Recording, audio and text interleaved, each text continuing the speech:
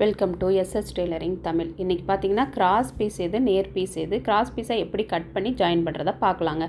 இப்போ பார்த்தீங்கன்னா இப்போ ப்ளவுஸில் நம்ம தைச்சது போக இவ்வளோ தான் துணி இருக்குது அப்படின்னா நம்ம எப்படி அதை கட் பண்ணலாம். இப்போ பார்த்தீங்கன்னா நேராக நான் இழுத்த பாருங்கள், அது நேர்க்க பீஸ். இப்படி சைடாக இழுத்து பார்க்கும்போது உங்களுக்கு இழுவை கொடுக்கும், அதுதான் கிராஸ் பீஸ். ஸ்கேலை எப்பொழுதும் இப்படி சைடாக நான் எப்படி கிராஸாக வச்சுருக்கிறேனோ அது மாதிரி போட்டு நீங்கள் கிராஸ் பீஸை கட் பண்ணணுங்க. நேராக வச்சிங்கன்னா அது நேர் பீஸு. இப்போ நான் எப்படி இருக்கிற பீஸில் கிராஸாக ஸ்கேலை வச்சு நான் கட் பண்ணுறேன்னு நீங்கள் பாருங்கள். இது மாதிரி தான் கட் பண்ணணுங்க கிராஸ் பீஸு. அப்போ தான் நல்லா நமக்கு வளைஞ்சு கொடுக்கும்.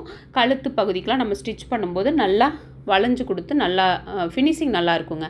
இதே மாதிரியே கட் பண்ணி எடுத்துக்கங்க. இப்போ லென்த் உங்களுக்கு கம்மியாக இருக்கும்போது நமக்கு இது மாதிரி 4-5 பீஸ் தேவை. அதை நீங்கள் எப்படி ஜாயின் பண்ணலாம். இப்போ பாருங்கள், இழுத்து பார்க்குறேன். நேர் பீஸ்னால் இவ்வளோ எப்படி வருது பாருங்கள். கிராஸ் பீஸ் எந்த அளவுக்கு இழுவை கொடுக்குதுன்னு பாருங்கள். இது புதுசாக கற்றுக்கிறவங்களுக்கு இந்த டவுட்லாம் வரும் அப்படிங்கிறதுக்காக தாங்க நான் ஷேர் பண்ணியிருக்கேன். இப்போ பார்த்தீங்கன்னா கிராஸ் பீஸை ஈஸியாக நீங்கள் ஜாயின் பண்ணலாம், எந்த ஒரு குழப்பமும் வேணாங்க. இப்போ பார்த்தீங்கன்னா நான் அந்த பீஸ் மேலே எப்படி வைக்கிறனோ அதே மாதிரி நீங்கள் வச்சு இது மாதிரி கிராஸில் ஒரு லைன் போட்டு இது மாதிரி நேராக எடுத்துக்குங்க. மிஷின்கிட்ட நேராக எடுத்துகிட்டு போய் ஒரு ஸ்டிச் போட்டுங்க.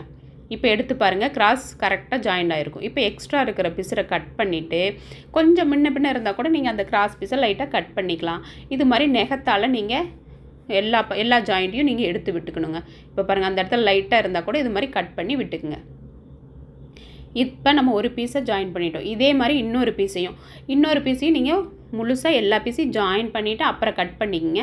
நான் உங்களுக்கு தெளிவாக காட்டணுங்கிறதுக்காக ஒரு பீஸாக நான் கட் பண்ணி காட்டினேன். மறுபடியும் நீங்கள் அது மேலேயே எப்படி பாருங்கள், நல்ல பக்கத்து மேலே நீங்கள் வச்சிங்கன்னா தான் மறுபடியும் ஜாயின் பண்ணும்போது அந்த பிசுறு ஒரே பக்கமாக போகும். இல்லைனா ஒரு பக்கம் பிசுறு இருக்கும், ஒரு பக்கம் பிசுறு இல்லாமல் மாறி மாறி அடிச்சிருவோம். அதனால நான் இது மாதிரி தனித்தனியாக உங்களுக்கு காட்டியிருக்கேங்க. இப்போ பார்த்தீங்கன்னா மறுபடியும் இன்னொன்று வச்சு ஜாயின் பண்ணியாச்சு. இப்போ பார்த்தீங்கன்னா இதில் இன்னும் 2 மெத்தட் இருக்குங்க. அதையும் நான் உங்களுக்கு ஷேர் பண்ணுறேன். பிடிச்சிருந்தால் நீங்கள் எது உங்களுக்கு ஈஸியாக இருக்கோ நீங்கள் அதை ட்ரை பண்ணி பாருங்கள். எப்படி கட் பண்ணலாம், துணி கம்மியாக இருந்தால் ஈஸியாக கட் பண்ணுறது எப்படிங்கிறத நான் ஷேர் பண்ணியிருக்கேங்க. இப்போ பாருங்கள், இது ஒரு சதுரமாக ஒரு கிளாத் இருக்குது. அதை நான் இப்படி ஸ்கேலில் ரோல் பண்ணிக்கிறேங்க. இது இன்னுமே ஈஸியாக இருக்கும், உங்களுக்கு கட் பண்ணுறதுக்கு ஈஸியாக இருக்கும். உங்களுக்கு எவ்வளோ தேவையோ அந்த அளவுக்கு நீங்கள் கட் பண்ணிக்கலாம். அளவுகள் 1 இன்ச்சா, 1.25, 1.5. புதுசாக கற்றுக்கிறவங்களுக்கு ஒரு 1.5 இருந்தால் ஈஸியாக இருக்கும். எக்ஸ்ட்ரா இருந்தால் நம்ம கட் பண்ணிக்கலாம். இப்போ பாருங்கள், நான் ரோல் பண்ணிவிட்டு இந்த முனையும் அந்த முனையும் கட் பண்ணிட்டேங்க. இப்போ ஸ்கேலை நீங்கள் கிராஸாக வச்சிடக்கூடாது. இது மாதிரி நேராக வச்சு நீங்கள் உங்களோட அளவு எந்த அளவுக்கு வேணுமோ அந்த அளவுக்கு நீங்கள் மார்க் பண்ணிவிட்டு நீங்கள் இது மாதிரி லைன் போட்டு கட் பண்ணுங்கள். இது மாதிரி நீங்கள் கட் பண்ணும்போது உங்களுக்கு ஈஸியாக இருக்கும். ஸ்கேலில் ஃபுல்லாக லைன் போட வேண்டியதில்லை.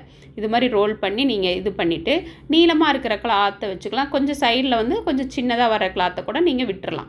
இது நிறையா பீஸ் வர்ற மாதிரி இருக்குங்க. இந்த அளவுக்கு நமக்கு ப்ளவுஸுக்கு அதிகமாக தேவைப்படாது.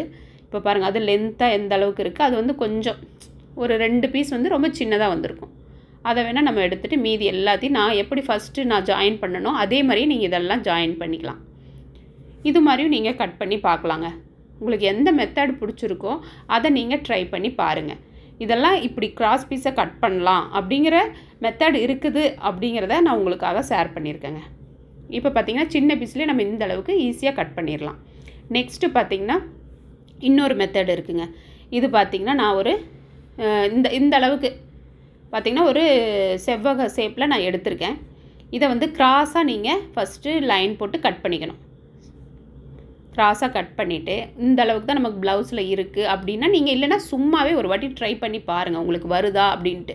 அப்புறமா நீங்கள் இந்த மெத்தடை யூஸ் பண்ணுங்கள். இப்போ பாருங்கள், அப்படியே இந்த பீஸ் எடுத்து இது மேலே வைக்கணும். பாருங்கள், இது மாதிரி இருக்கணும். அதுக்கப்புறமா ஓரமாக தையல் போட்டு எடுத்துக்கங்க. இப்போ நம்ம ஒரு தையல் பழகிறோம் அப்படிங்கும்போது நமக்கு எல்லா மெத்தடும் தெரிஞ்சிருந்தால் இது என்றைக்காவது இருந்தாலும் நமக்கு யூஸ்ஃபுல்லாக இருக்குங்க. அதனால் இந்தந்த மெத்தட் இருக்குது அப்படிங்கிறத நான் உங்களுக்காக ஷேர் பண்ணியிருக்கேங்க. இப்போ பார்த்திங்கன்னா நம்ம ஜாயின் பண்ணதை நகத்தால் நல்லா கீறி விட்டுக்கலாம். கீறினதுக்கப்புறமா நீங்கள் ஒரு ஸ்கேல் அகலத்துக்கு இல்லை கம்மியாக வேணும்னாலும் நீங்கள் கம்மியாக போட்டுக்கலாம். ஒரு ஸ்கேல்னால் உங்களுக்கு ஈஸியாக இருக்குங்க லைன் போட்டுக்கிறதுக்கு. இப்போ பார்த்திங்கன்னா நான் ஒரு ஸ்கேல் அகலத்துக்கு மார்க் பண்ணிவிட்டு இப்போ எக்ஸ்ட்ராவாக இருந்ததை நான் கட் பண்ணி எடுத்துக்கிறேன். கரெக்டாக உங்களுக்கு 3 ஸ்கேல் அகலம் இருந்தால் அதை விட்டுட்டு மீதி இருக்கிறத கட் பண்ணி எடுத்துருங்க. அப்போ தான் கரெக்டாக வரும். இப்போ பார்த்திங்கன்னா எப்படி நான் வைக்கிறேன்னு பொறுமையாக பாருங்கள். இந்த ஸ்டிச்சை கொண்டுட்டு போய் நீங்கள் இந்த இடத்துல வைக்கணும். லாஸ்ட்டை அந்த கார்னர் முனை உங்களுக்கு வெளியில் தான் இருக்கணும். 2 முனையும் பாருங்கள் வெளியில் இருக்குது. உங்களுக்கு சொல்கிறத விட பார்க்கும்போது தாங்க தெளிவாக புரியும். பொறுமையாக நீங்கள் பார்த்து இது மாதிரி வச்சு பாருங்கள், கரெக்டாக உங்களுக்கு வரும். நீங்கள் ஒரு வாட்டிக்கு ஒரு 2 வாட்டி ட்ரை பண்ணி பாருங்கள். இப்போ பார்த்தீங்கன்னா இது மாதிரி ஜாயின் பண்ணிவிட்டு திருப்பிக்கிங்க. திருப்பிட்டோம்னா இந்த இடத்துல நம்ம தள்ளி வச்சு அடித்தது எதுக்காகனா நம்ம கட் பண்ணுறதுக்கு தான். இப்போ பாருங்கள், அந்த ஃபஸ்ட்டு லைனை இதிலேருந்து நம்ம கட் பண்ணும்போது அப்படியே ரோலாக நமக்கு கட் ஆகி வந்துடுங்க. இதில் வந்து ஒரு இடத்துல ஜாயின் மட்டும் கொஞ்சம் பக்கத்தில் இருக்கிற மாதிரி இருக்கும். நான் அடுத்து வெட்டினதுக்கப்புறம் காட்டுறேங்க. இல்லை இந்த மெத்தட் எனக்கு பிடிக்கலனாலும் நீங்கள் ஸ்கிப் பண்ணிடலாம். உங்களுக்கு எது பிடிச்சிருக்கோ அதை நீங்கள் யூஸ் பண்ணி பாருங்கள். எல்லாமே நம்ம தெரிஞ்சுக்கிறதுனால தப்பு இல்லைங்க.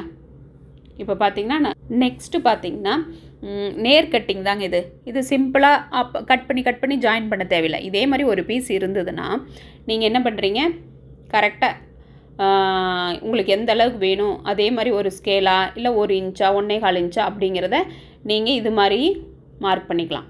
இப்படி நீங்கள் நேருக்கு நேர் பண்ணிங்கன்னா அது நேர் கட்டிங்காக தாங்க வரும், கிராஸ் கட்டிங் வராது. இப்போ நேருக்கு நேர் மார்க் பண்ணிவிட்டு அதே மாதிரி மேல் பக்கமும் நான் மார்க் பண்ணிக்கிறேன். அந்த இடத்துல கொஞ்சம் கிராஸாக இருந்ததுனால நான் கட் பண்ணி எடுத்துக்கிட்டேன். மேலேயும் நான் அதே 1 இன்ச்சா 1.25 இன்ச்சு எனக்கு தேவையானதை நான் மார்க் பண்ணிவிட்டு இப்போ நம்ம லைன் போட்டுக்கலாம். லைன் போட்டுட்டு இதை ஜாயின் பண்ணும்போதும் நம்ம அந்த கிராஸ் பீஸுக்கு ஜாயின் பண்ண பாருங்கள், அதே மாதிரி தான். இப்போ பாருங்கள், எக்ஸ்ட்ராவாக இருந்ததை நம்ம வெட்டி எடுத்துடணும்.